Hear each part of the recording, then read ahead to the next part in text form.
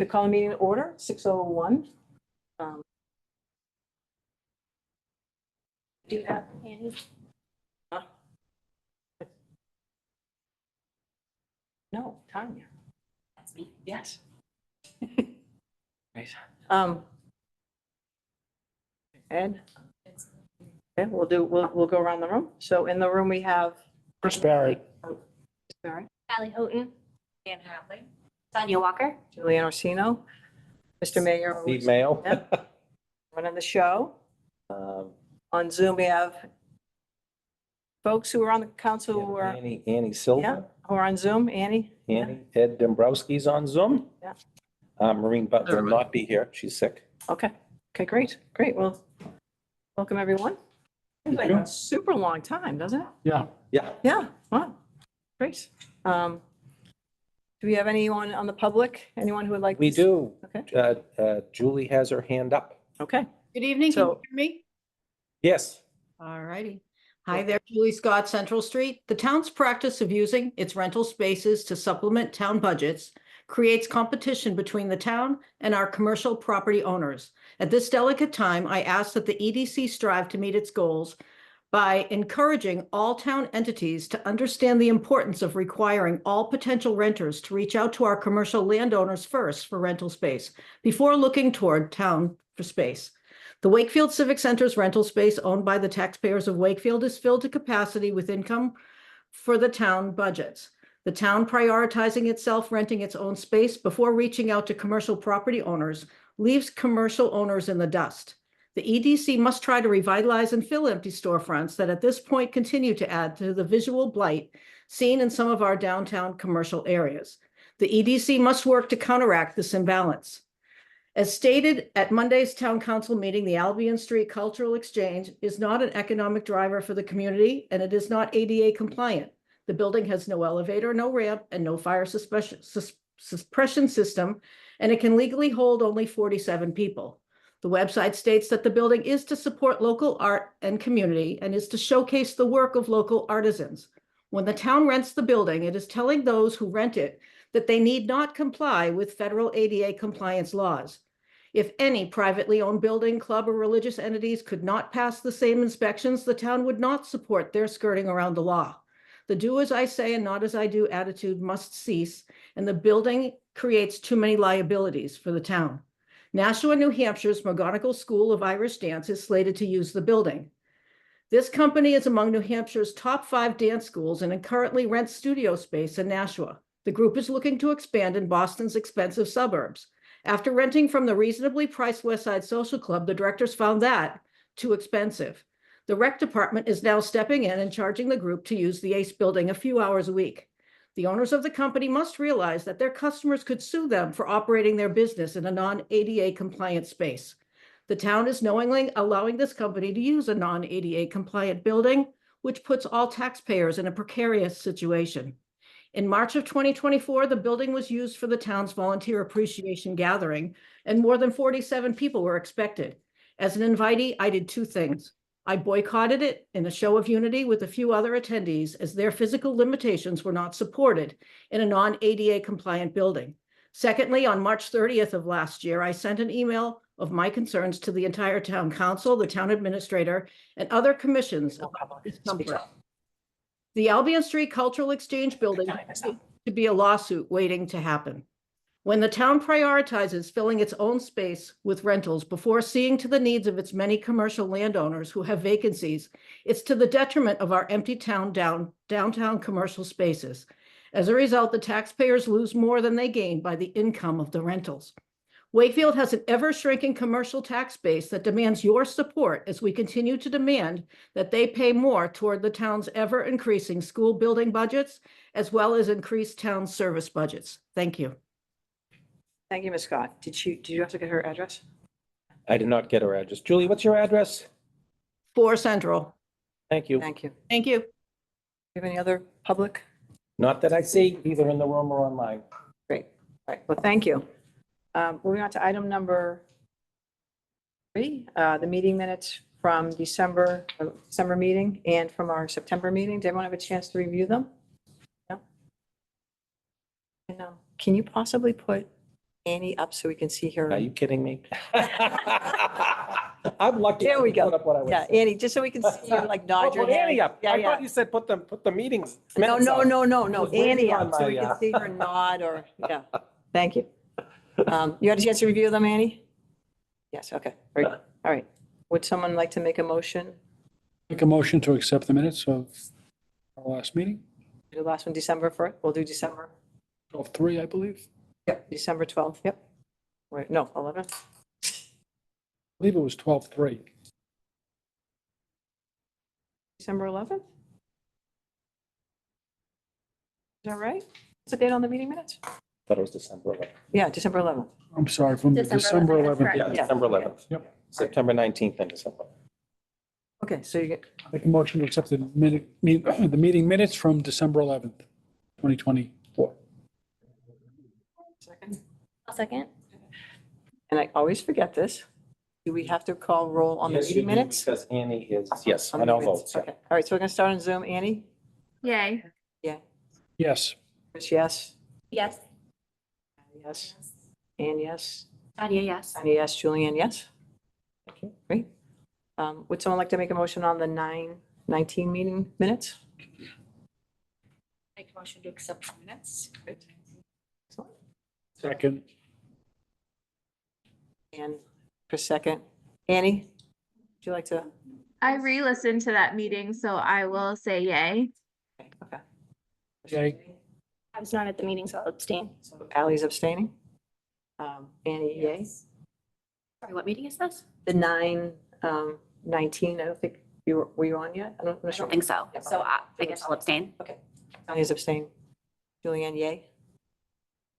Okay. 3, 4, 5, great, okay. Tanya and Ally abstained. Okay, so 1, 2, 3. So we have 4. You're okay. That's okay? All right. Town councilor updates. Hello, Councilor Dombrowski, how are you? Hey, everybody. Good evening. Good to Good see evening. all of you. Yes, you as well. So this one's been on there for a little bit. Just to kind of remind folks, the folks who weren't here, when we had talked about doing the facade program, there had been some commentary from, I believe, from the public and here about doing some of the street work, like the lighting on the street and everything. And I think Councilor Dombrowski at that time had said, or someone had said, this is part of the Envision project. So just was wondering if maybe you could give sort of a little high-level overview, and then if there's any timing for implementation on that, or if there's any roadblocks on that, maybe just kind of give us a roadmap of when you think implementation could happen, or sort of what the next steps are. Sure, certainly. I'll be brief on this, and I will just give it at a high level. I'm going to try to share my screen here, and we'll see if I can pull. I'm not sure it's going to work yet, but go ahead.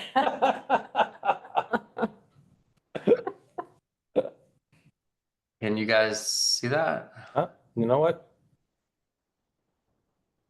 I think if you try now, Ed, Yeah, you're the co-host. you're the co-host. There you go. Okay. Can you Look see at that now? Yeah. All right, you have to give All me a right. gold star, Steve. So nice work, Steve.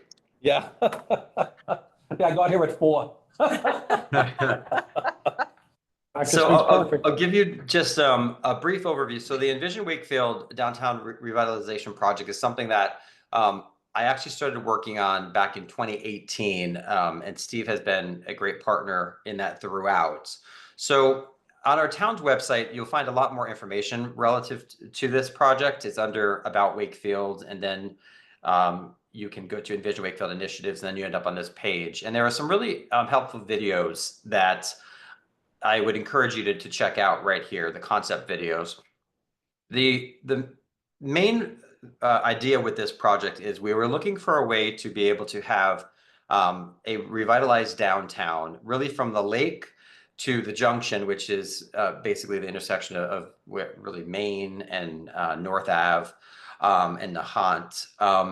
And down Albion Street between Main and North Ave, and Water Street basically from Main until around the Shaw's Supermarket. And so this, I'll just scroll down to give you a sense of the general area. So the colors represent the different segments of this project, and the pink being basically the junior high or the Galvin area. So that's the corridor of Maine that heads south towards Melrose and then is inclusive of the junction where the Dunkin' Donuts is and where Mike's Gym is, soon to be redeveloped. The blue being this Water Street corridor. The space here between the blue and the pink representing a segment of the rail trail that has been constructed and is just getting finalized with some lease arrangements with the MBTA, who owns the land. The orange section is really considered middle, for the most part, is considered the middle main portion of the project, and the green is really the zone that is around the upper common and past the rockery. And the yellow obviously representing the Albion corridor that it looks like you'll be talking about later on as well. So following this, in 2019, we ended up going to town meeting to get a significant amount of funding to be able to work on the design of this project. And the way that this works generally is when you have these sorts of infrastructure projects in a community, they are considered really state projects, but funded by federal dollars. By and large, the federal dollars really just kind of flow through the state and then come to us. So the projects, for the most part, are what's called the TIPS list, and that is through the Department of Transportation for Massachusetts, and that's basically federal dollars that are doled out through the state. And so it's a rather competitive process because a lot of municipalities come up with plans to improve their infrastructure, and then they present them to the state. The state then assesses them, ranks them, and then ultimately, if they're worthy of funding, they will get funded, and then they'll get on a calendar or schedule on a fiscal year, and that's normally several years out. Wakefield has a dynamic team led by Bill Renault, who is our town engineer, who really does great work relative to these sorts of projects. And so Bill was really instrumental in being able. Can people still see this, or is that coming off of the screen?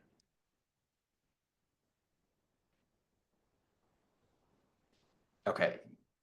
Can folks see that? I've lost audio. Oh, you can. Okay. And so Bill Renault has been, incredibly instrumental, with his whole, design team, relative to, getting this underway. So we worked with a company called VHB, who does this sort of design across the state and knows the ins and outs of how to present projects in such a way that they're attractive to Department of Transportation to be able to be accepted into the TIPS program. We began that back in 2019, and since that time, we have had a series of meetings, a lot of public forums, in addition to gathering various stakeholders, say business owners, students, residents, different folks from boards, committees, commissions, really a good cross section of our community to talk about some preliminary planning of what that looks like. A lot of the design that you'll see on our town's website now is a result of that collaborative effort and those public meetings that we held. And it was really, I think, a really robust process where we got a lot of community input. I recall, Steve, that we were even there for voting for one of the local town elections, and we had all of the diagrams up, and we were communicating with residents who answering questions and the like. Correct. So We were there all day. Oh, yep. 13 hours. Yep. Yeah. So where do we stand at this point? It's a really ambitious project because it covers a lot of area, and what this will end up resulting in is safer streets, especially when you think about the corridor where the junior high or the Galvin Middle School is on Main Street. There, it's quite wide. There is the opportunity for a boulevard there, or an island similar to what you see across from the library on Upper Main, for instance. We have the opportunity for widened sidewalks, which will allow for more outdoor dining in a permanent way, and just a liveliness to our downtown. Things like roads and road improvements will come from this as a result. So a lot of funding a lot of dollars that we would have needed to allocate from taxes would in fact be through these grants that we'd be receiving for the various projects. Lighting to scale is another good example. If you look at Albion Street, that corridor, from Main to North Ave, you'll see that we have what's considered pedestrian scale lighting. So those lampposts used to be, close to 30 feet tall. Now they're down to the absolute bare minimum. I think it's around 15 to 16 feet.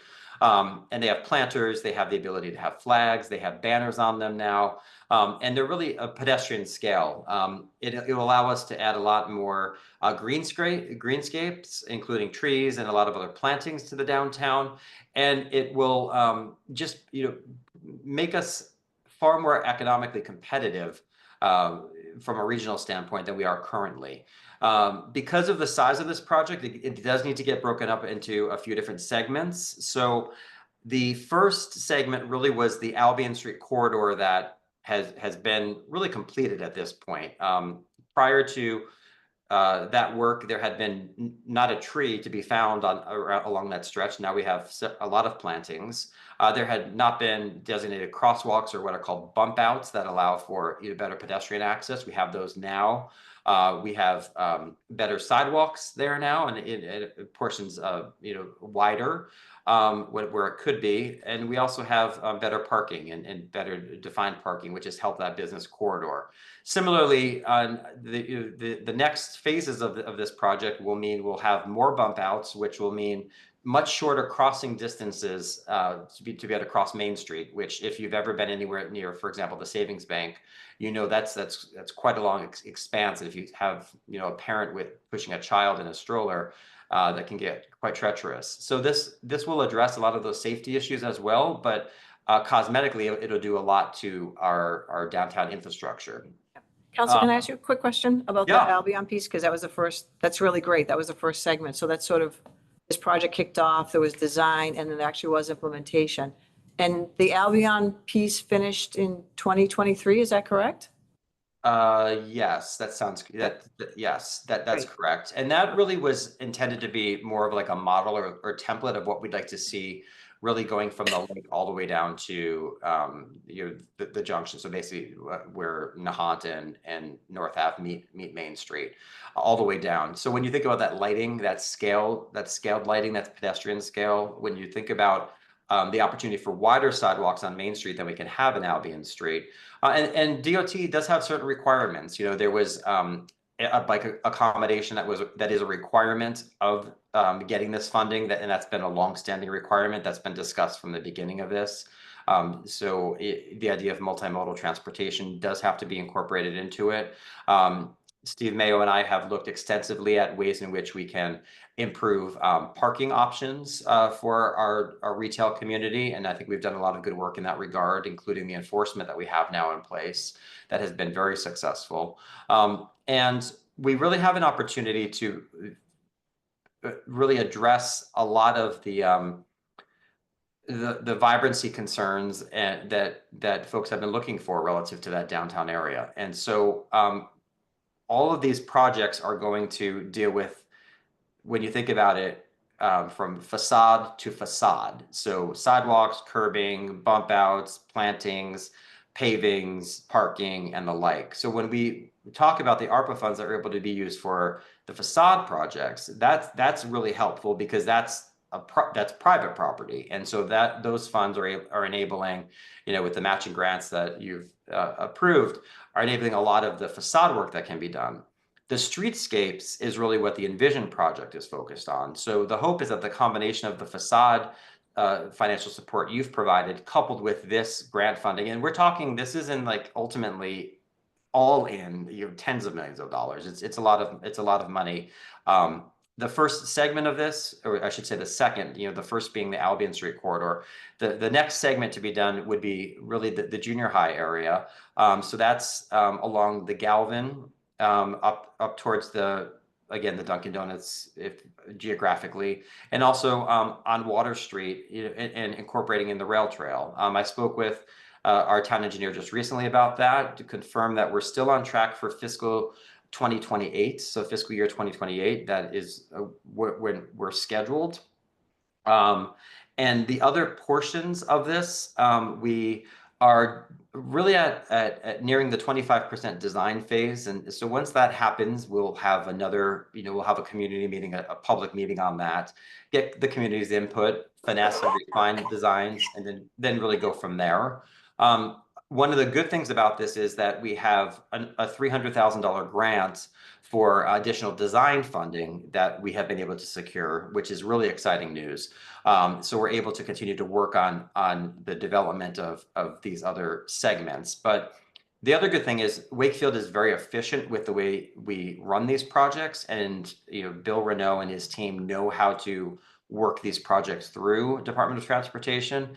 And so even if, for instance, although we're slated for fiscal year 2028, if some other projects that might be ahead of us are not meeting the requirements or the timelines, then they fall off the schedule, and that could potentially move us up. And that's really what we're hoping once we get on the tip list for the next set, the middle and upper Main Street portions. But in terms of what you'll tangibly be seeing next, it would be in fiscal 28, and again, that's along the Galvin, that whole stretch of Main Street, and Water Street from Main out towards Shaw's, inclusive of the rail trail. So that's just kind of it at a high level. I could go on for hours and give you a lot more detail that I know I don't want to take up the time for. Ed can certainly talk about this subject for hours. That's right. Very passionate for him, but actually on the Albion Street corridor, we jumped the tip list. We actually went to the state, and Ed and I went in there and spoke with administration, and actually met with Secretary Keneally. And we were able to get that jump started. And we actually Ed and I took him on a walking tour around Wakefield, and he loved the Tonos building. And this was exactly what they wanted. And I walked him right down Albion Street, Ed and I, and said, look what this could be.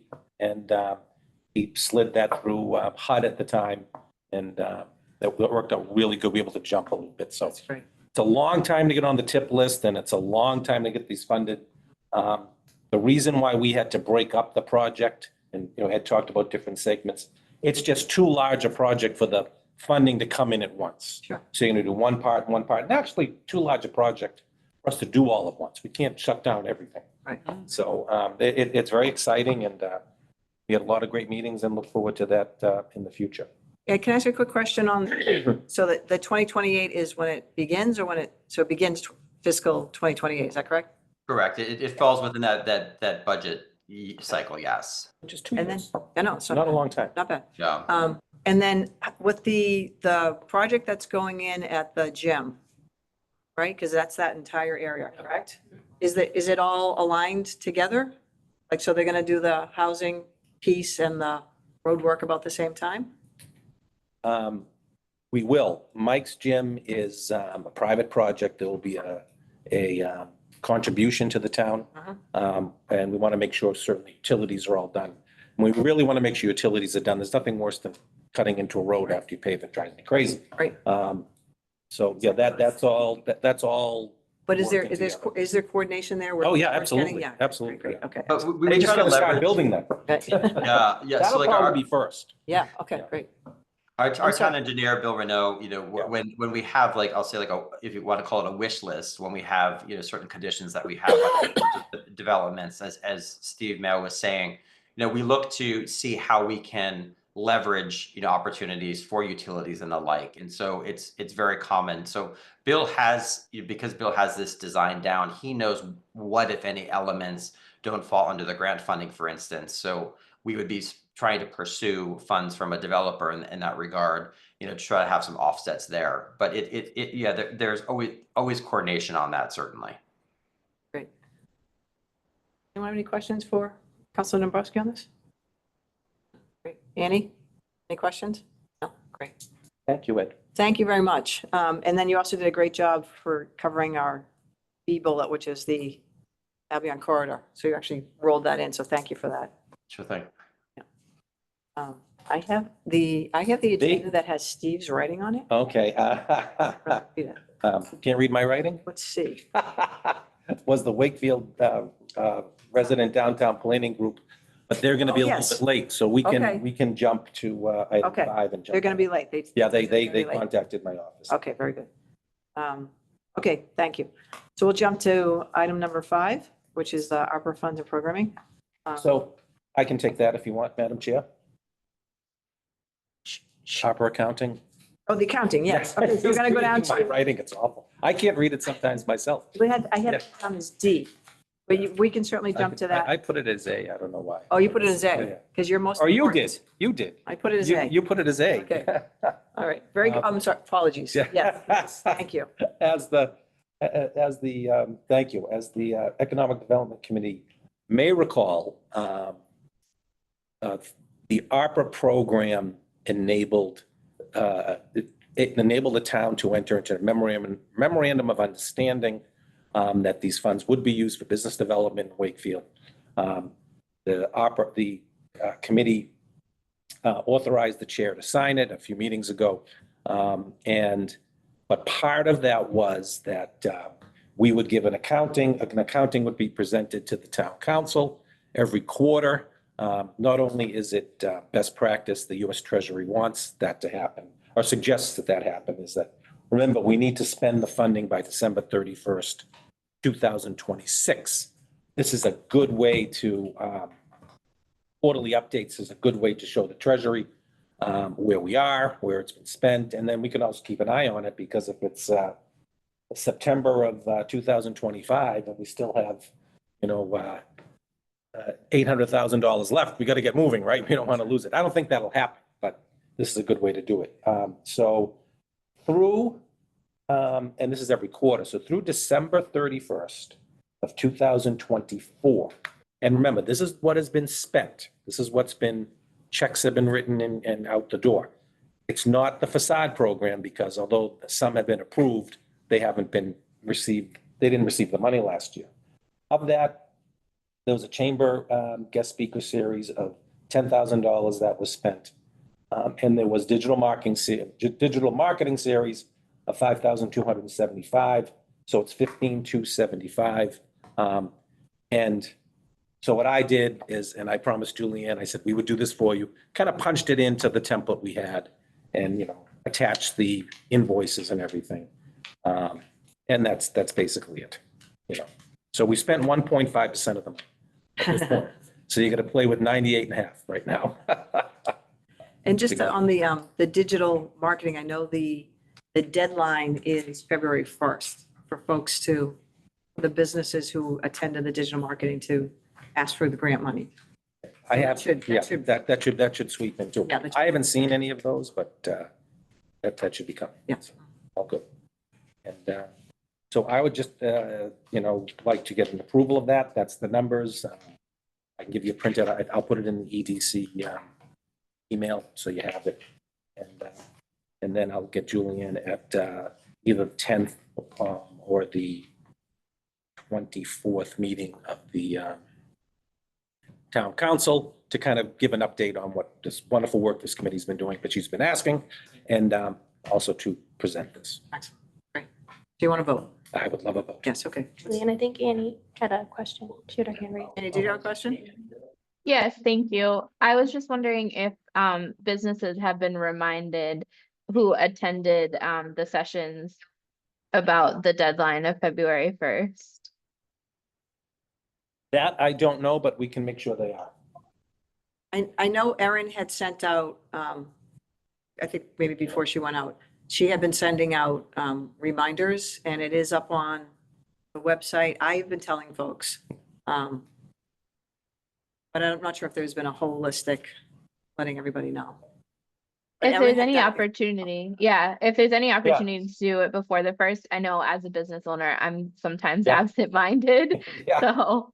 you're that too might be busy running your helpful. business, right? Yeah, we can Trying, make at sure that least. happens.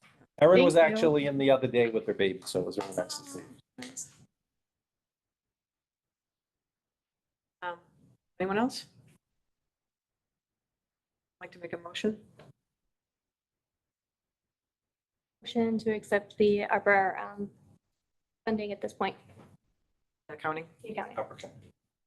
Second. Annie, how do you vote on that? Yay. Chris? Yay. Yes. Ann? Tanya, yes. Julian, yes. Thank you.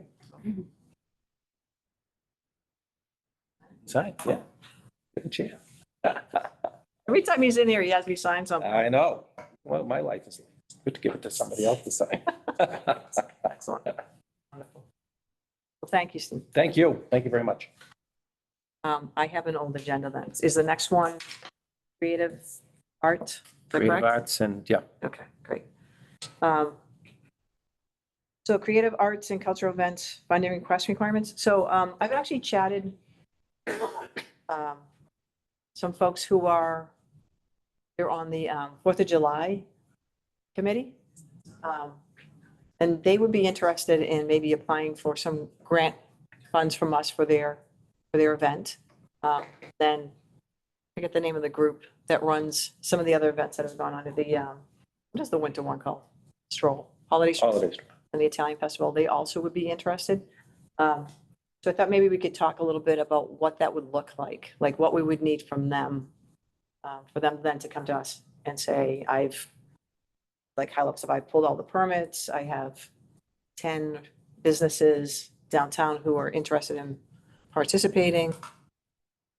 Anything else that we think would be, I've run this before, this is who our group is. Anything that we can think where we want them to provide information for us, where then we could then offer them a grant for their event. Hey, folks.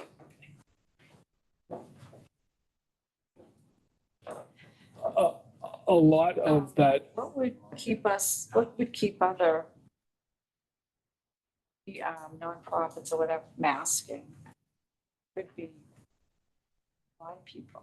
Yeah, I think if we put together a process and folks come to us and then we make the determination, right? Like the impact to the business, like the 4th of July parade, I think I would think has a pretty significant impact on the local business when pull all those people into Wakefield. Yes and no, I think a lot of them close. I'll say most Restaurants? of most businesses on the 4th of July are actually closed, and so I think it's a Restaurants? pretty negligible impact. They do. to the business They may community. open afterwards, after the parade, but it's, yeah. I don't think- pretty light. Last year, Sequoia was open, Rise and Shine was open most of the day. I don't know if there were businesses like towards the common that were open. But that's kind of like in the direct eyesight of my business. Those were the ones that were open. It's tradition that Brothers closes for 2 weeks during that time. But I have encouraged them to stay open because there was a lot of requests for food. Yeah. The morning of the 4th. Public kitchen closes? Yeah. Sequoia is like, they're smart though. They set up like a Right. table. Yeah. They're very popular on the Yeah. 4th. Okay. So I think if we put together a process, I think it's exactly the point you're making, is that anyone can come then and say, we're gonna have this event, we have 10 businesses that are interested in supporting us, so that we can see that there are businesses who are interested in having this thing happen, so it's economic development for them.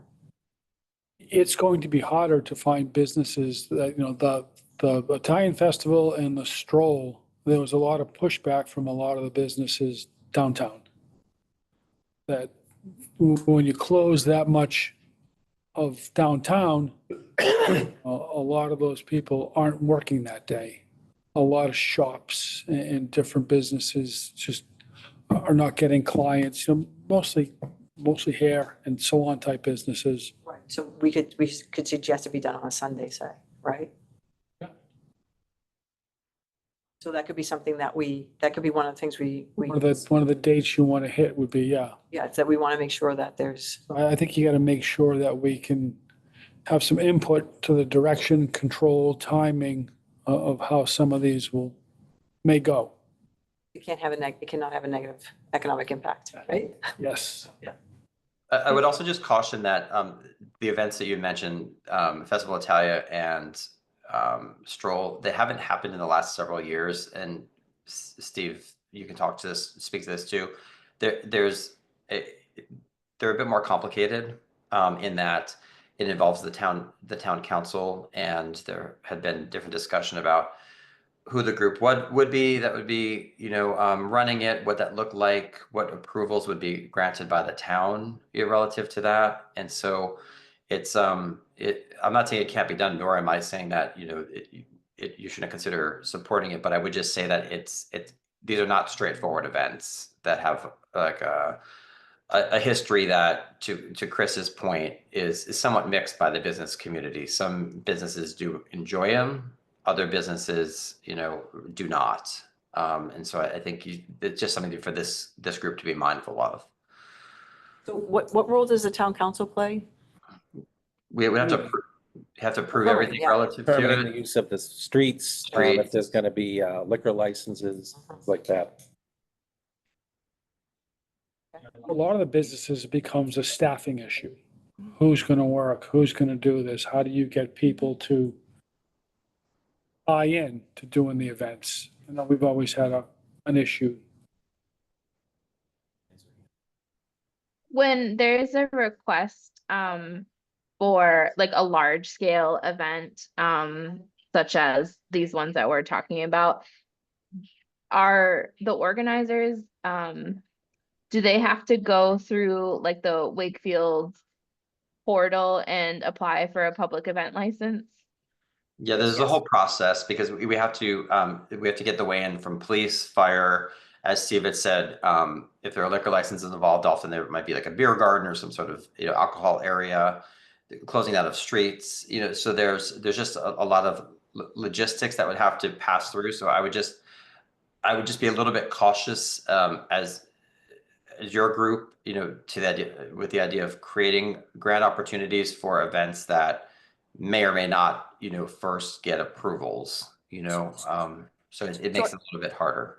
Right. So I think that's the point, is that they would have to have permits first. They would have to have gone through the portal and got all the permits first. They would have to have business buy-in first. I would argue that we would need to be careful that if there's 10 businesses who are like, yeah, let's do this, and there's one or two who are not interested, that we don't say, like, we're not saying whether they can do it or not. We're saying, yeah, we could, you've run through all the paces. It's going to have a positive economic impact. We've already voted to put money in this bucket. How do we want to allocate it out? Right? And we don't want to have like one or two businesses like, no, I hate it. It's like, okay, well, but there's 25 businesses that want it, right? Like one thing I might suggest is that's very business centric, and there's a long history of this, is the sidewalk sale, and that in recent years has not become as big of an event, but it historically has been had been a very like popular event. That's where businesses can really do a lot of things, and it becomes a draw.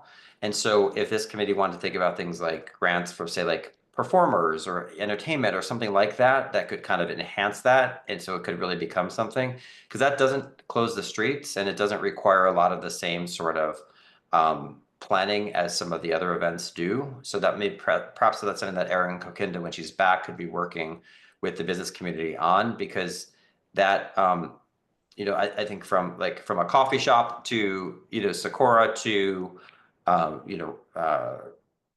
J'adore, there's an opportunity to be able to have a presence without, disrupting traffic. So I think it eliminates a lot of the hurdles that some of these other events had run into, and I think it takes away a lot of the disagreements that had been coming to a head. So just something to think about. That's another option. Let me try this again. So our job is not to do the events. Our job is to support things that are going to bring economic opportunity to Wakefield. And I'm hard pressed to think that an event isn't a positive economic driver, because the whole, what everyone's talking about now as far as economic driving is having experiences. And I think we as an advisory group want to avoid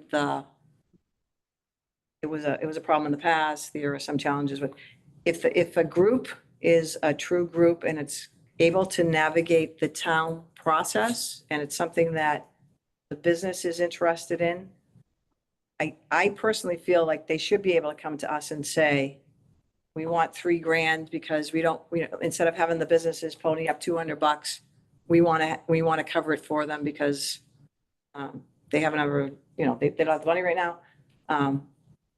Because I look at Victorian Fair, which is unbelievably successful, and then some of the stuff in Reading. And I personally think we need to be cautious of ours is doing it, Reading's doing it, North Reading's doing it, and we continue to not do it for some reason. And I hope I'm not sounding too harsh, because I'm not meaning to. But I do think that we did vote on funding for creative arts, which is what you're talking about, Counselor, and we do have a bucket for that, I agree. And cultural events. So being able to support cultural events here, we do need a process so that folks can come to us and say, whatever it is, I'd like $3,000, so the businesses don't have to pony up money for this, because it's been, to your point, it's been 3 years since we've had this event. Does that make sense? Because I don't want to get into your job, Counselor. Your job as the town council to make those determinations. We just want to make sure that. I think that's a viable use of the funds. And I think it's a matter of the groups finding a way to navigate some of the issues that other businesses in town have.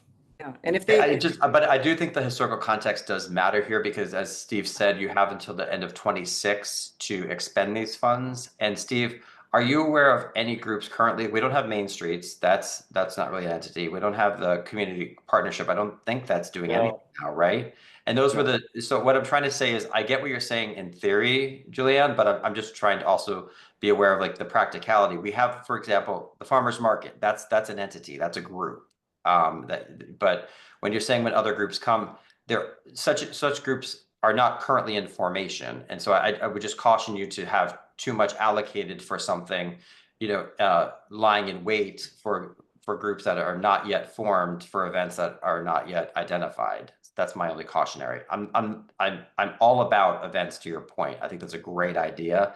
I just want to make sure that everyone's aware that you have a finite period for these funds, and there's no indication that there's going to be, a holiday stroll, off in the offing. Suggestion? Absolutely. So the only one that's been happening consistently is the 4th of July. And I think given like the setup of the event, I think there's a lot of opportunity to maybe form this unofficial committee of the downtown businesses that are like that the parade goes past. And, you were saying that a lot of the businesses close, but like, for instance, Public Kitchen, if like the town could be like, hey guys, parade happens here. Can you guys be open? And the town can give you, like, I don't think Public Kitchen normally has sidewalk space, do they? They do. Yeah. Okay, because if they could have their Public Kitchen, like beer garden to like a watching, kind of like picture like Boylston for the Boston Marathon. Like every place should have their patio. And like, even if they don't serve beer or wine or whatever, like Annie could do like a slushy machine or whatever, like just utilizing their outdoor spaces as much as they can and thinking outside the box. Like, well, we don't do this, but can we do something for one day? Like, can I put like a popcorn maker outside? And like, even though it's like a clothing store, like, there's different forms of revenue, and how can the town be like, hey, this parade happens every time. It's a formed thing. Let's forget the other ones that haven't happened in forever. But like bringing it to those businesses and being like, if we do this, can you guys all commit to being open and doing something outside? And here's a list of suggestions of things that you can you don't have to sell clothing that day. You could sell American flags. You could rent clothing. Right. Or just like rent a popcorn machine, it's like pretty accessible. I've done it before. Like you can rent other kinds of things, or set up like kids craft stations and like parents could pay like $5 for their kid to like do some crafts on the sidewalk. Like, Right. so I don't know if that's a possibility of like sort of galvanizing their efforts and being like, let's all do this. Yeah, I think it's a great idea. I think I'm that's not, a really great point. I think I'm not doing a great job of explaining that we've allocated 100,000 to the creative arts and cultural events bucket. There's $100,000 in there. That's great. So how are we going to spend it for the cultural events?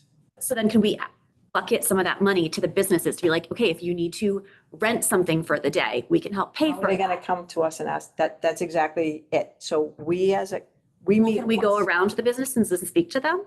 Or almost like develop an application like Yeah. Erin has done for other things, but I would rather see the money go directly to the businesses to help them provide things like that than go to an organization that's already fundraising.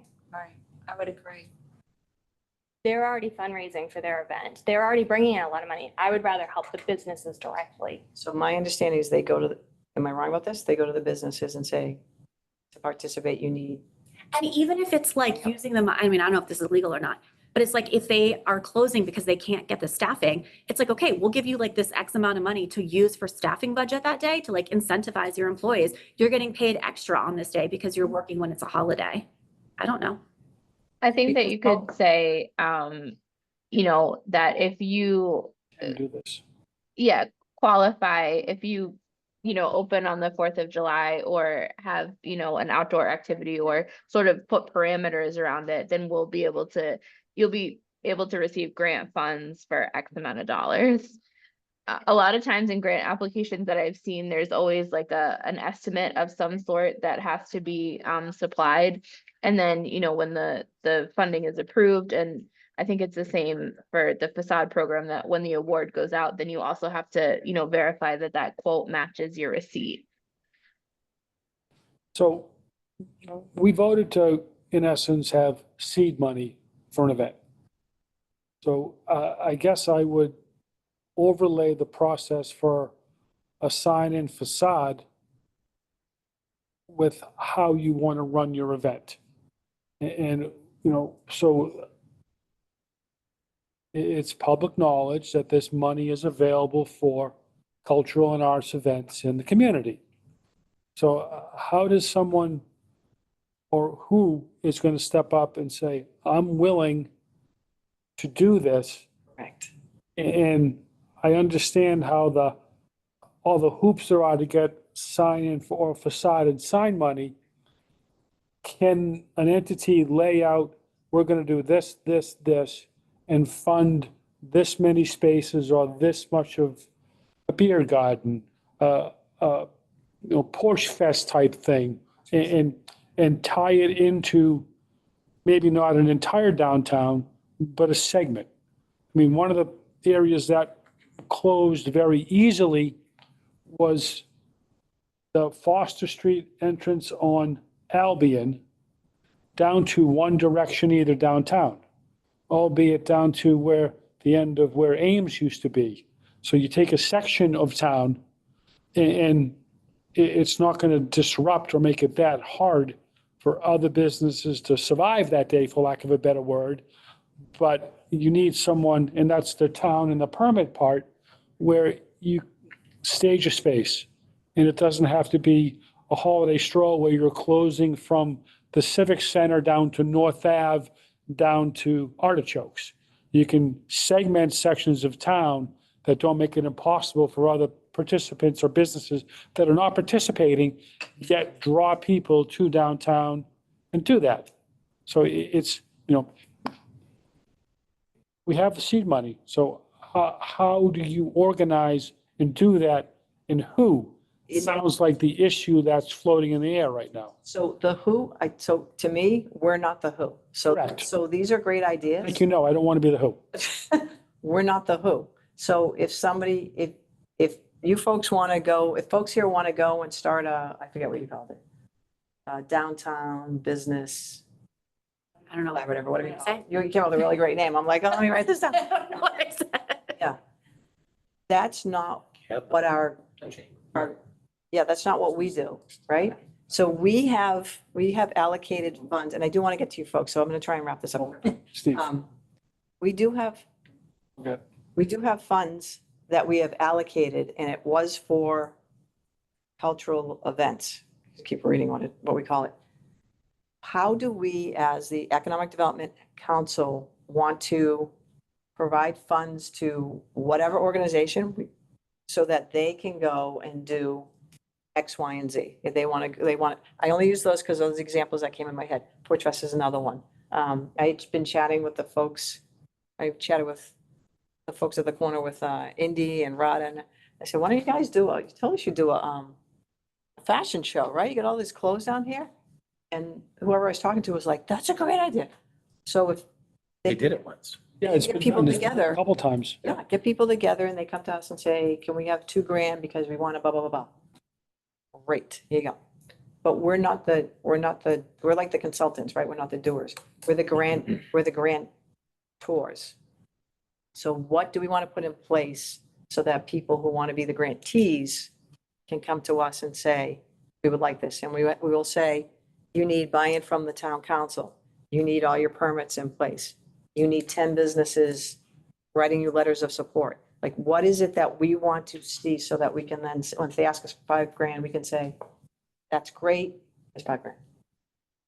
I think it's good that we would support the businesses like that. I mean, I'm visualizing, like you said, with the clothes, just maybe cut off Princess Street there, have a fashion show, much tables and, and then they need seed money, we can provide that. And we would have some applications for that. As far as the 4th of July, I love that idea that, we give seed money if they wanted to stay open to some project that they wanted to do. So I don't agree with giving it to the organizations that, say the 4th of July. I love the parade. I love all the groups, but I don't think that our money to give to them would be maybe even a drop in the bucket for what you're doing. I think we can help the businesses more by doing what we should just talk. Yeah, I would rather see a group of businesses come to us and say, we want to do this. Would you give us seed money? Than an organization that wants to do a big event come to us for money, because I think that it's directly benefiting businesses. Annie? Did you have? Oh, no, sorry, I'm just thinking. So I guess what you're looking for is someone, like a way for the businesses to hear about this? No, to do, like, so Public Kitchen isn't gonna come to us and say, I'd like $5,000 to do this. Right. Okay. We have to have a I process. think we need to push it out there just like we did the application for the facade. It's, push it out there. Erin can push it out to the businesses and say, we have this money to do this. If you're interested, this is the application, this is what we need. Yeah, what's on file with the town? Isn't there like business contact info for all the businesses on Main Street that it goes past and you can just shoot like a news blast out and then be like, hey, if you want in on this, this is something new the town is doing this year. Here's the parameters. Here's what you have to do. And then there's like a link for them to, like, what's it called? Like a Google form link or whatever. And they just apply. And then, like, yeah. Historically, and I know Ed mentioned the sidewalk sale. That was a Chamber of Commerce event, decades, through downtown. And that was always a big summer event. And I don't recall it ever closing Main Street or closing the streets downtown to do that sidewalk sale. But that was a chamber event for, back to my childhood. I'm gonna pause this conversation because we have the folks from, Can you just let Annie speak? oh yeah, sorry, Annie, go ahead. I just wanted to recommend to this committee that maybe we can kind of take a look at other municipalities that have done, events and things like this that we're talking about and see what their application processes look like. I mean, I don't think we have to reinvent the wheel for this situation, and hopefully it would even help us be better informed for other application processes that we need to have for these grant funds. But if we look at what other municipalities have done in their application processes, we can kind of pull from those grant applications and then utilize some of that information for this specific type of grant application. Maybe that could be an item for discussion next week or next session to see if anybody, saw other municipalities organizations or otherwise that, you know, did something like this that we could kind of utilize for this instance. If I could just like recommend to you guys, so Aaron Coquinta has the ability to blast out to businesses to your earlier question.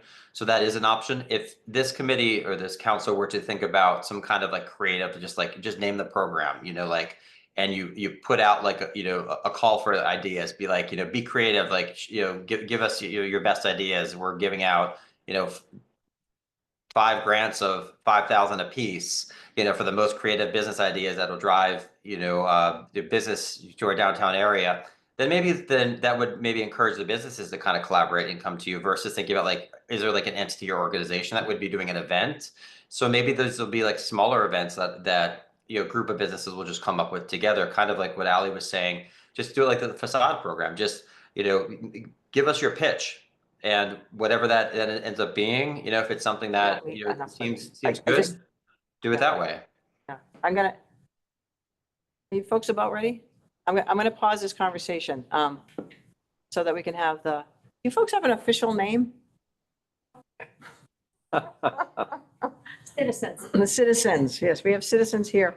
Thank you, Counselor. And I'm gonna get their name right. You know their names. Brian Thompson and Cheryl Webb Scott and Peter Scott. Thank you. Thank you for coming. Thank you for coming. Thank you very much. Yes, May I ask a question? absolutely. Mr. Dombrowski, can you hear me? You're welcome to sit over here. Yeah, do you want to come? Welcome to sit over here. Absolutely. Yeah, Because if he can't hear us, there's no sense. Correct. in here tonight. yes, please. I can certainly hear. I can hear you fine. I don't know if Andy can as well. But if you want to sit at the table, the mics are right here. Please feel free. Yeah. That makes sense. I'm gonna make you walk around. Here, I can move so you can sit. Where are the mics? These guys are. Those pads. There's a mic. One here? Oh, so then I'll just move down so they don't have to go as far. You want to take this seat? The tissue box, there's a microphone right Do there. we care? Do you care? I don't know if you care. Why don't you come over there? And if you say next slide, I'll be your next slide guy. Good. And my apologies, because it is about 7:00. And I've allocated 10 minutes, you folks, if you don't mind. Do our best. Yeah, and we had, Councilor Dombrowski did a very nice job of talking about the Envision project. And so some of the elements that sort of underline what you folks have been talking about before. Thank you very much. My name is Peter Scott, and to my left is my longtime friend and colleague, Brian Thompson. And We your are addresses both architects. I'm sorry, can you just tell us where your addresses are? 25 Avon Street. Thank you. You knew you were brought for something, right? I was going to say 25 Pot Alley, but nonetheless. Brian? 65 Prospect Street. Thank you. Okay. Thank you. Yeah, come back here and keep an eye on us.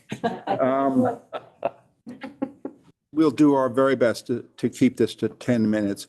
I will just say that what we are going to talk to you about is something which in truth is way beyond the scope of this committee. However, your interest is the same, and there may be some response that you can give us on how to make the next step to say move ahead.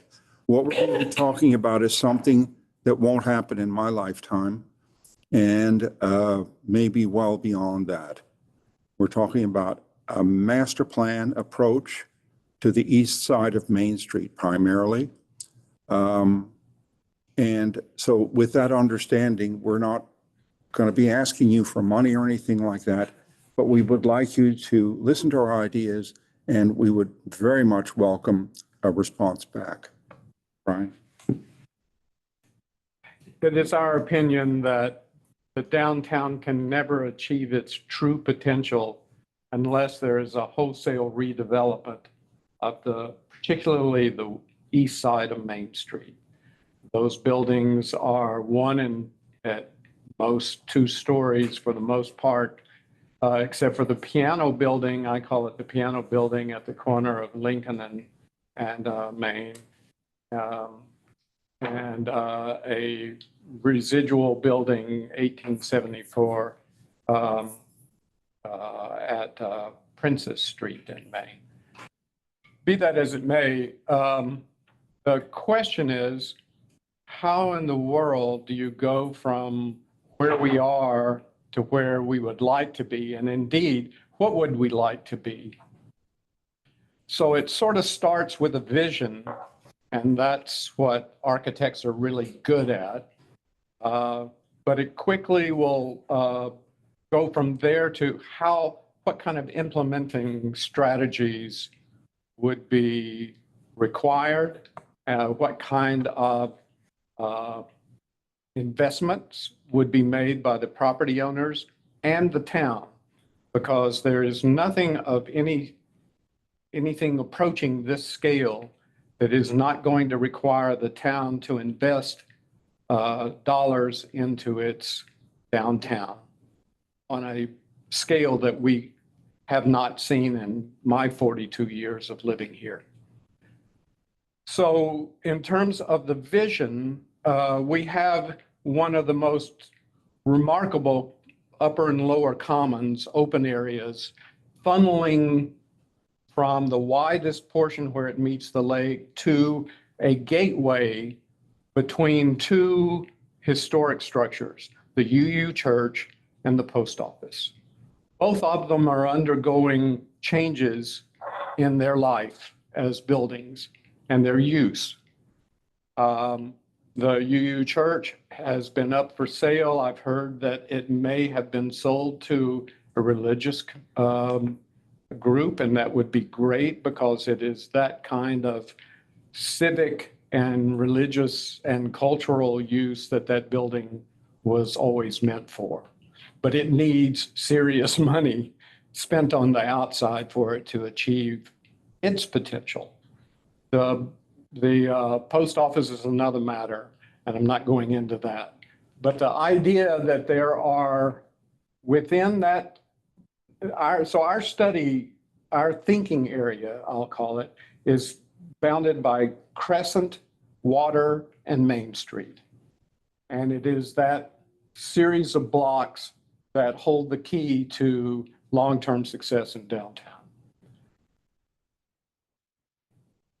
If we think of it as the classic kind of dumbbell that is used in suburban malls, but you have an anchor, you have anchors of importance. You could think of the post office and the UU Church anchoring the northern end, and in our minds, the parking lot, which used to be the town hall itself, a grand structure, and as an open space rather than a parking lot.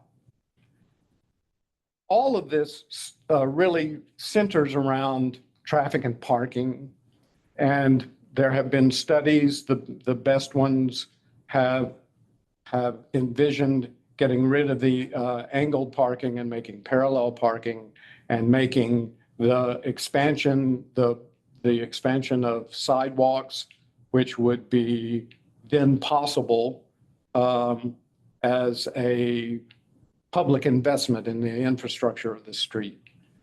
That would be a great welcomed gesture to the property owners all along the street, that yes, the town is interested in being a player in a public-private partnership to redevelop downtown Wakefield. But beyond that, if you think of all of those storefronts along the east side in underutilized and grade C buildings being transformed into 3 and 4 and 5-story buildings that have quadruple the amount of economic activity, i.e. economic uses like housing, some office, ground floor retail, then you've got a parking problem that cannot be solved at the street with on-street parking. Unlike Melrose, which has that big acreage behind their main street for at-grade parking, we're really constrained by the very viable neighborhoods that surround downtown and the existing parcelization. So we're going to have to build land. The only way to get parking at the magnitude that would support redevelopment of the street would be to build it vertically, build it in parking garages. All of this is a huge economic challenge. And somehow we have to be able to engage the property owners in a conversation about what they need in terms of public investment to incentivize them to rebuild their properties. And there are so many pieces to that puzzle. It is an urban design effort that's required, where transportation, land development economics, architecture, landscape architecture, business economics of the landowners and of the businesses that they will inevitably lease to. You have to start somewhere, and we don't profess to have anything close to all of the questions answered. But I think we have a universe of the big questions that need to be asked. And if you think about the piano build, let's take the piano building and the Bank of America that face the parking lot as an example. The piano building was once a grand building of an additional 2 stories in a grand mansard at the top of it before the war at the turn of the century. In fact, the whole east side of Main Street was once 4- and 5-story real works of architecture and a lot of economic activity going on, both at the ground floor and in the floors above. But the piano building has a unique position in that it is one of the last remaining of the large buildings that once lined that street. It could be an incredibly well-positioned boutique hotel. And there is really, there are very few land uses like a boutique hotel or any hotel that infuse a 24/7 life to a downtown. The other thing is that they don't require parking to the same degree that, let's say, residences do or businesses do. And if we closed Lincoln Street and the street in front of Bank of America, and if Bank of America, the piano building, and perhaps the building mid-block on Princess Street, which now faces a parking lot right up against housing up on the upper part of the drawing you see. If all of those came into play and deals could be worked, partnerships could be formed, studies of their present economic situation in terms of rents, in terms of taxes paid, in terms of square footage available and so forth, could be studied, and in very realistic terms, pro formas developed so that they could see that if there was a way that they could form the partnerships necessary to get this done, that they would have a very real economic incentive to rebuild. Obviously, right now, they're probably debt-free and are just cash cows, but only at a certain level. So if we could create a vision, and this wouldn't need to be a vision that is shared widely through town, so there'd be a real education effort and a real effort to get people to be involved in the creation of this vision, a shared vision, a vision that we could then start to look at how property owners and the town interface in trying to get it done. So next slide. So I'm gonna. Mhm. Okay, Yeah. we're running out of time. We're running, yeah. yeah, Okay. Yeah. I'll go real fast. Can I ask you to talk very quickly about your group that's free, what did you call it, free labor? Free Because- labor. That's us. It's, before the holidays, I was invited to talk to a associate dean at Endicott College School of Architecture. And he wanted me to teach this spring. That may not be possible this spring, but then we're talking about a really long series of studies that will have to be done for this to have any reality. So it may happen next fall. But in my graduate studies and other academic settings, you get a lot of energetic and creative ideas out of a study group that have the backing of the town in terms of access and status to be able to go talk to businesses, understand their needs and their requirements, their economics and so forth. So that's possible. Probably not until the fall. But there's a world of detail to this that I'm not going to be able to cover. But the central idea is that this is the area that we need to think of, and we need to think of it in big terms. We need to think of it in long terms, probably 30 or 40 years of redevelopment to be realistic. We need to think of what the town, what benefits the town would accrue by investing in downtown, because it will take real dollars. It's on a scale that is perhaps as big as the high school or the Galvin School or all the other good projects that we've seen the town invest in. And it's more complicated because these are small property owners. They're not developers. And the parcels are small. There's a world of things that have to be worked out in terms of just the timing of it. If you had all the money in the world, how do you take somebody out of circulation business-wise and create a construction project in the downtown without disrupting the rest of downtown? It's a real challenge. And we bring it to you simply as a starting point in a very long conversation. We have no status. We seek no status. We are long-term residents of Wakefield. We are architects. I'm an urban designer as well by training.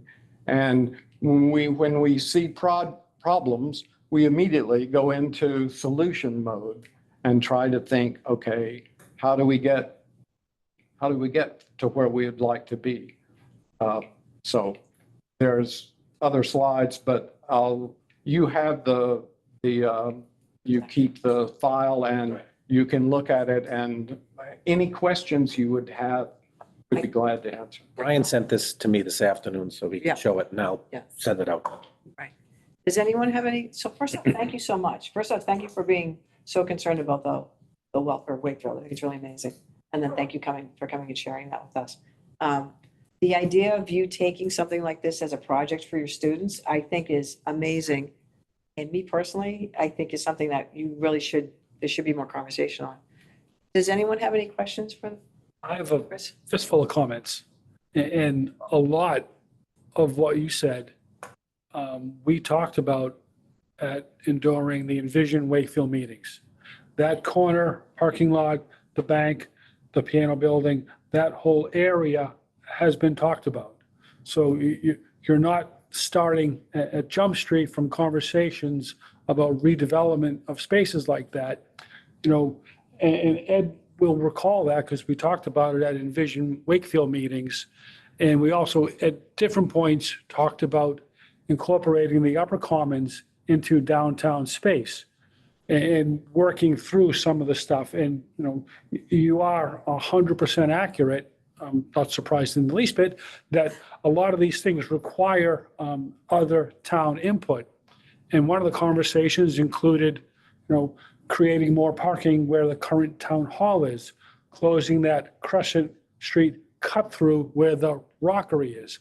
And then different departments in town had issues with different spots. So yeah, the conversations have been had. And it's not a surprise that there are spaces that, need vision. But it has been spoken about, and a lot of it, if you go through the Envision Wakefield project, was talked about. And those ideas and thoughts about working angles like that are out there. Else? Councilor Nabrowski, do you have anything you want to add or?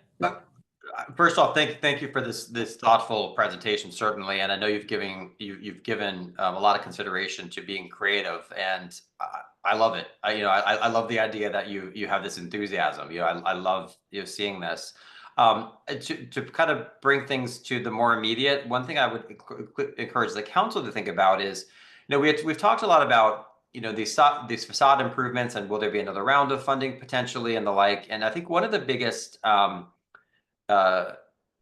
deficiencies in this is a lot of small business owners don't really know how they want to make a change, but they don't know what that looks like, or they don't have obviously the design background to do it in most cases. And they're concerned about, costs associated with architects.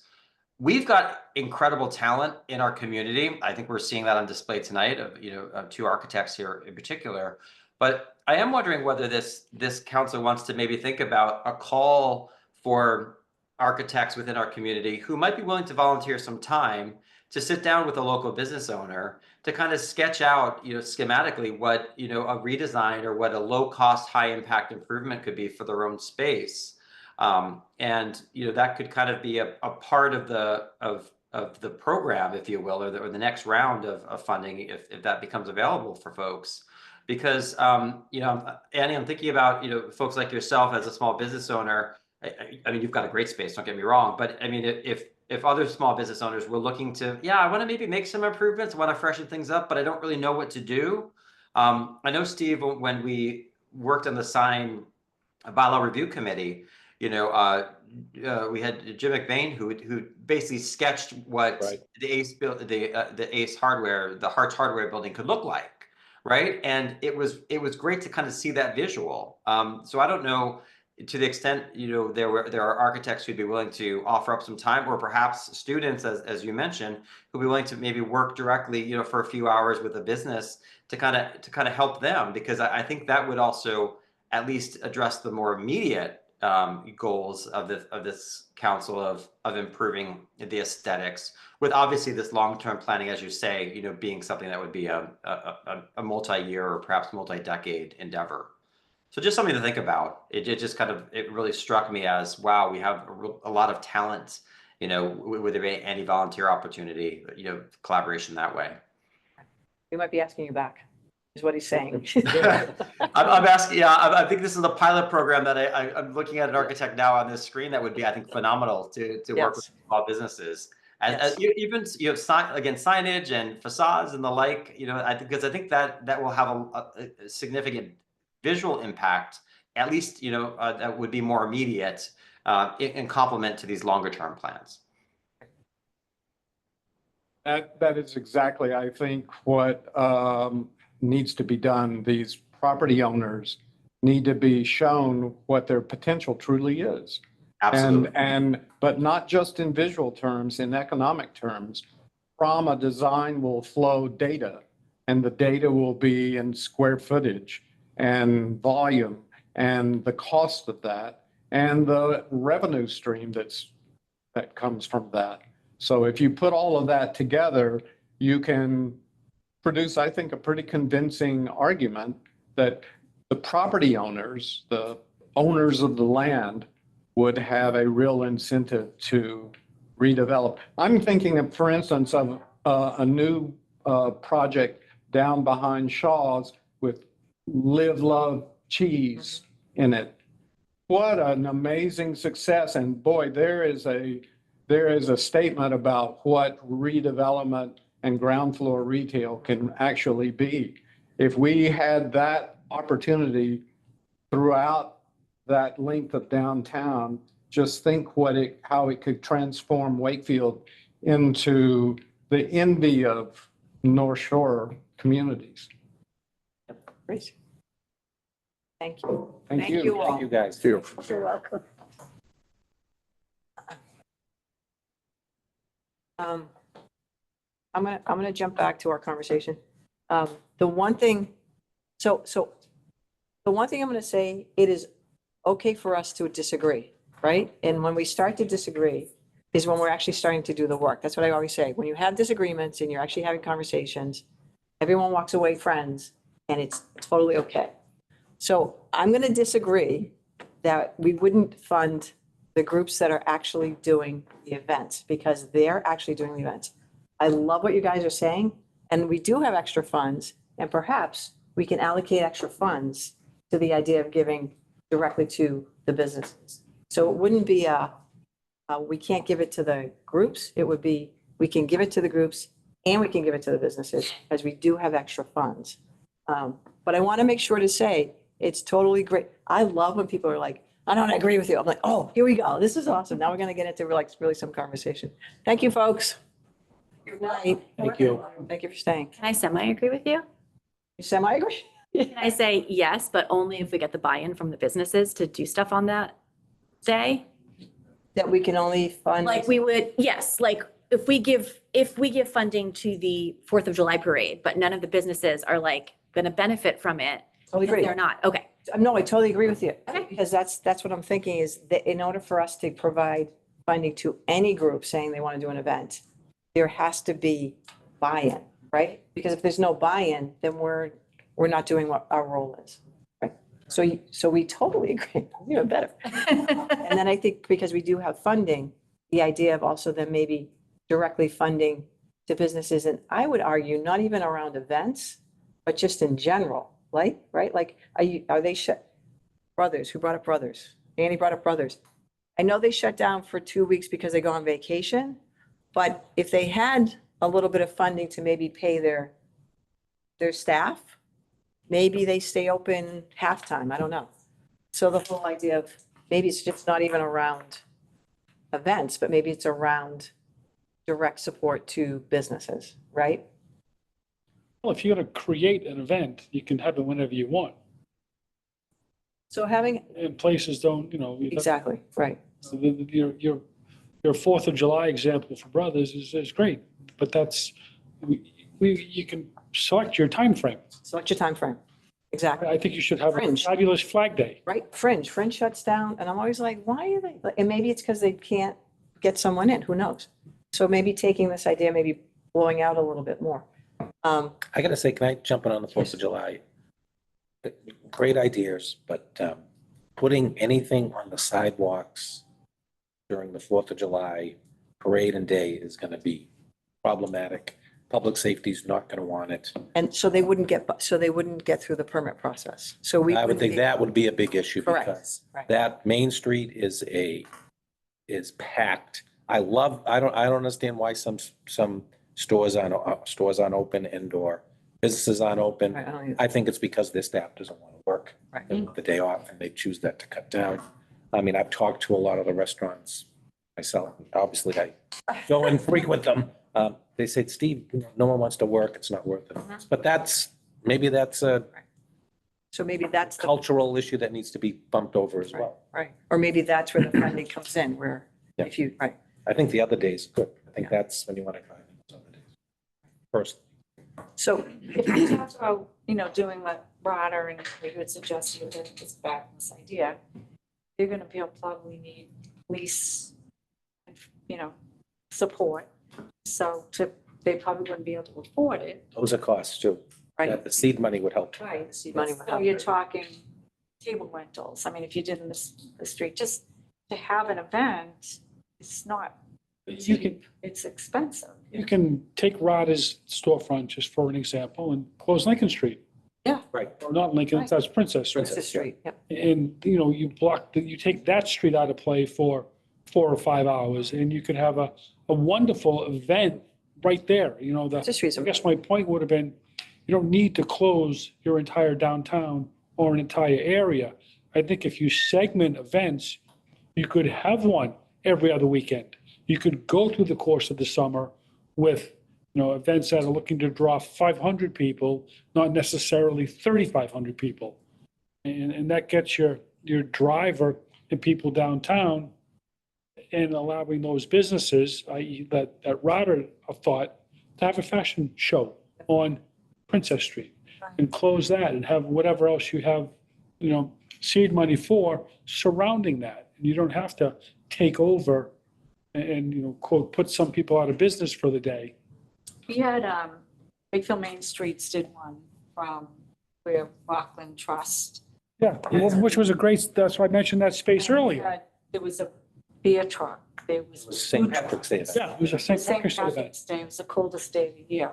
But we had it just Yeah, it was. shut off there. But it was great. We had families come, but all the, were having the beer and they had some chowder and it's nice, it was just a nice day. And again, that's something that would bring people downtown. Because I know some of the people went from there to other businesses. Yeah, and I think it's not our role to say whether the street can be shut down or not. That's the town council, that's the town, right? Mhm. But in order for them to come to us, they will have to have gone through the town process. Yeah. They would have to have the police and the blah, blah, blah, blah. And I think our role is to define, yeah, but define what we want to see in order for them to even come to us for funding. And then the businesses who bringing people downtown, the businesses that are having an advantage. I mean, even, maybe Greenwood, that plaza there, it just, it's all different ideas that people can have. But I wouldn't mind funding that type. To fund the groups, I'm not.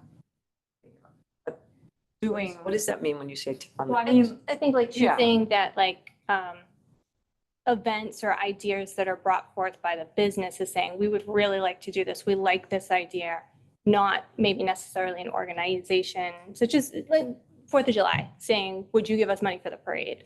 More of the businesses stepping forward and saying, we would love to do this because we feel this would help our event, but we need the money to do it.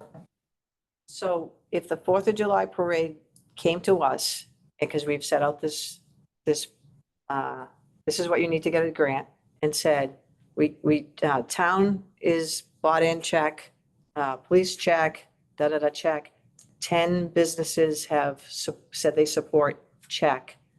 We want seed money so that, do the businesses pay, do the businesses pay in to be part of the parade? Yeah, you can sponsor. We would like seed money so that the businesses don't have to sponsor. I think that's a little different because the businesses are getting marketing out of that. They're advertising. They're advertising. So a business can make the decision of whether they want to be a sponsor and get that visibility or not be a sponsor. It doesn't mean they can't be open that day or can't, bring people into their business. And so I think that's a little different. And I think we have to, get off the parade. That's an event that's up and look at people creating other events. Let's do Porch Fest, because I helped at the very beginning of Porch Fest, right? It was just 4 of us sitting around a table, no clue, right? Well, yeah. So it was, and I'm always like, you gotta fundraise, right? You gotta fundraise. So I'm like, all right, I'll go and I'll do the grant, the Wakefield Cultural, I'll do the grant. So I put it in, blah, blah, blah. And they were all like, you got us money, right? But then when they got into it, it was like, right, because you're gonna need t-shirts for volunteers, you're gonna need da. So if Porch Fest came to us and said it was wildly successful, we want to do it again, because it brought in, there were 50 bands. Yeah. If Porch Fest came to us and said, we want $5,000 to do this better, I think that's a viable event and request. But what we would say to them is, do you have your permit, Right. whatever it is that you guys say is neat, da, da, da, da, do you have sign off? Because we still would have to be business, right? Do you have support from 10, whatever the number is, 5, 10 businesses? So what I'm trying to get to is we need framework so that, so maybe the, Fourth of July people can't meet our framework.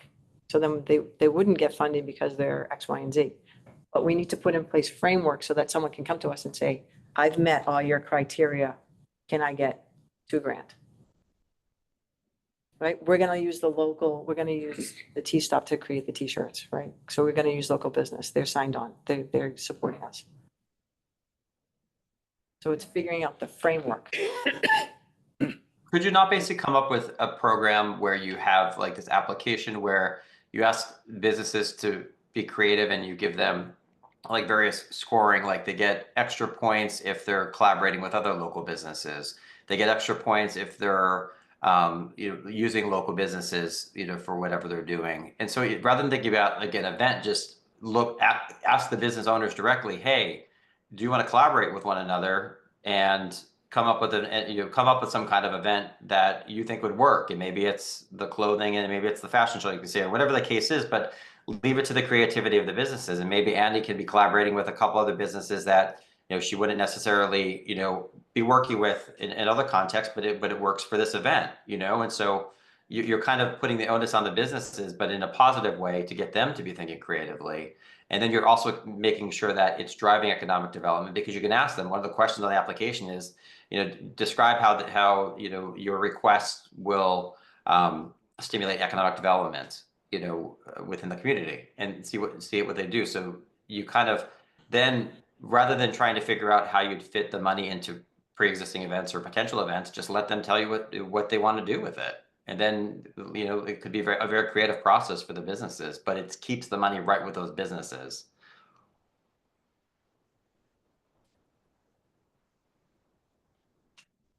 So it's 7:35, not to, it's 7:35. So clearly we need more conversation on this, which is great. What else do we have? I'm going to jump from this one because this one's, again, if you folks can give me one more minute. The marketing assessment update, I know the town had a hard time reaching the folks who had done it. I actually was able to reach. Oh, great. Yeah, the woman she's the principal. We had a good conversation, told her what we were looking for. She said, yep, absolutely. We think it could fit within the money that we've budgeted. I asked, she said, what do you want to focus on? And what I said is the sales bleed, because the sales bleed numbers in that assessment to me are shocking. So she said, focus on the sales bleed. She said, another good thing is surveying the businesses. So she had a couple of really great ideas, but I was able to reach her. Is that Maggie Hahn? That it was? Peg, Bartlett, Barrett, Okay. something. Yeah. Maggie Hahn. Flashpoint. So that was really great. So she's willing to talk to us. She's willing to, I told her Erin was out. And that they were looking at maybe a spring, summer timeline. That's something we have to pay for now? Didn't we allocate funds for? We already allocated the funds, right? She need Could to you come say- just refresh me, what is the marketing assessment? About 7 years ago, the town did a market assessment. It's out on the webpage. Really great stuff, what the businesses are, what the sizes are, what the sales bleed is, what the opportunities are, and then recommendations. But because it's 7 years old, we thought it'd be really great to refresh it. So we had allocated funds. And the Do you would previous one's on the town page? Correct. Okay, Correct. thank you. I mean, I can continue to have conversations with her, but I think it would be very helpful if she comes, maybe the council. Yeah, and then I just wanted to give that update. And then do folks still have 2 minutes? You want to quickly talk about the second round of facade funding, or is that a bigger conversation? Yeah, I'm like, yeah, this is a way bigger conversation. I'm telling you, I am still getting people come in and. Yeah. I mean, even people that you would be surprised come in. That you would hope have done things years ago would come in. Do we want to hold off or do we want to spend a few minutes? Maybe table that for tonight, and because I think the next two items we should make sure we get to. And I think then if we should table it, Erin might be able to. Yeah, Erin would give us a better, Yeah, where we're give us at. some word up. I can do the pop-up results very quickly. Great. So, pop-up RFP did go out. We had 5 interested parties that, opted to, take the RFP and look at it. We had 2 submissions. Erin is putting those both through a matrix, and we'll be present that at the next meeting.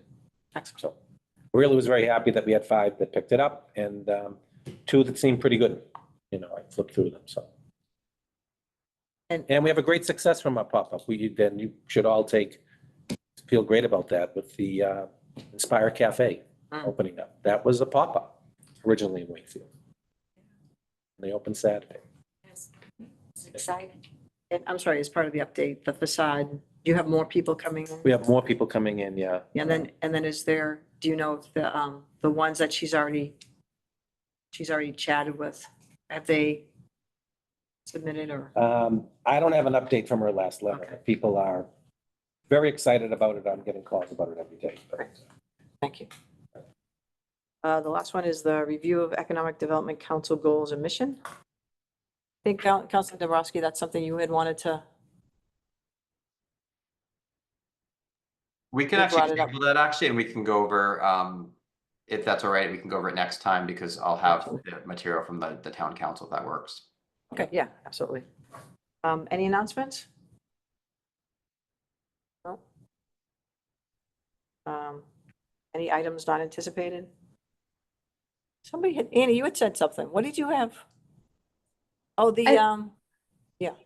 Yeah, I think my email was more directed kind of towards the second round of facade information. The last time that we had talked, I had mentioned capital investments, and I just had sent over kind of like some verbiage from MGCC about what they consider capital improvements and investments for a business. Yeah, I think that was kind of where that could have landed. Okay, great. Could I just suggest to folks with that, this facade program, I think is very popular and will continue to be. I know we talked before about the idea of kind of almost in a way marketing it. I would encourage this group to think about, perhaps like having a name for it and maybe some kind of logo that maybe Jen McDonald in our Did you guys? could come up with so that. She's working on that. Okay. Yeah, we've had discussions with Jen. Jen is working on a logo and some signage that can go out to these businesses that are participating to let others know that this is where the funding came from. And we'll be putting together with Jen McDonald a marketing campaign that will have before and after pictures of all of the properties that are participating. I think that's just going to be, that's just like such an awesome use of time. I think it's going to be great. So I'm glad to hear that. Thank you. Yeah, Ally and Ann had volunteered to work with Jen on that because of their background. And thank you for doing that. And we were able to meet with Erin this week too. So she's actually going to work on reaching out to those businesses to make sure that they're aware that they will have signage to go in their window and that we will be taking pictures of before and afters. Is she coming back early? It's just going to create like a real buzz and energy, which I think is, for a tired downtown, that's really important. It's it's like a double espresso, Annie, to use your language. Very good. Okay. Do we want to meet earlier than a month? Or do we want to meet the end of Feb? We know if Erin would join us. Erin's technical day back, she's told us, is March 3rd, back to work, but I'll talk to Erin. I think she probably wouldn't mind. She's already Up and breaking in. all the other rules, so you might as well break this one too. The baby's adorable. I got Yeah. to see him. Yeah, No, that's great. A month? Or do you want to Maybe the do, 26th, February 26th. so we want to do a month? Yes? Okay. I get heads nodding. Okay. Actually, I believe I have another meeting the 26th, but if that works for everybody else, that's fine. Because again, we're kind of up against, I think we, Do you want to push it a week earlier? Can anyone do like that 19th? I think we need to, That's school vacation that week, but that's fine. Kids. I was like, that's school vacation week. My kid won't be here. you want to do the 19th? That should be fine. Yes. Yep. Yeah. Annie, yeah? Counselor, can you do the 19th? Yeah, that's a yes. Yeah. okay. I won't be able to. You won't be able to. I don't know. We have a, hitting up against. You can't do the 26th, Ally? I'm just gonna double check.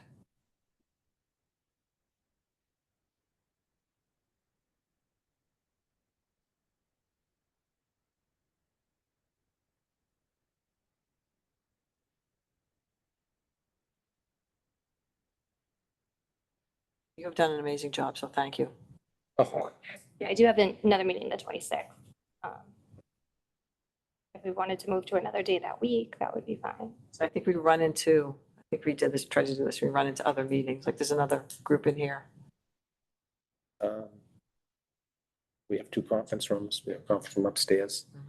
25th, I don't think Tuesday's a big night here. So sorry, the 25th is my birthday. I would not be Oh, able okay, to yeah, attend. You don't want to spend your birthday with us? I already rescheduled the doctor's appointment. All right, so you guys decide which one. Who doesn't want to come next meeting? Whichever works for the majority. It's the same, everybody's There's always one, so. 19th or 26th. I can do, everyone can do either.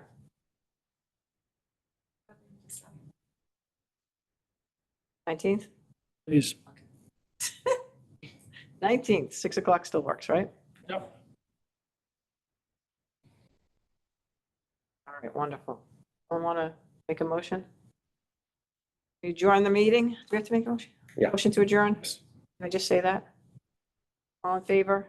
Chris? Yes. And Ally? Okay.